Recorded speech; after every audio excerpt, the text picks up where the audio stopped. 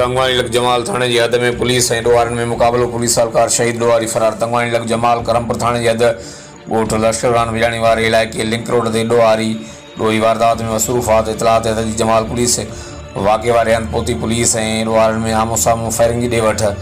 ॾोहारी टोलनि police mobile मथां सिधी firing करणु ॾिनी, जंहिंजे नतीजे में पुलिस कांस्टेबल मोहम्मद इस्माइल ॾाणी थले ते शहीद थी वियो, जॾहिं त वाक़े बाद ॾोहारी फरार थी वञण में कामयाब थी विया।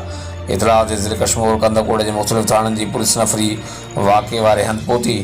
ॾोहारी मौक़े तां फरार, होॾां शहीद एहलकार जो लाश कंदकोड़ इस्पताल मां पोस्टमार्टम बाद घर पहुतो त क़हराम मची वियो, जॾहिं त इलाइक़े में सोग छांइजी वियो। हर वक़्तु आगाह लाइ ॾिसंदा रहो GTN वेब न्यूज़।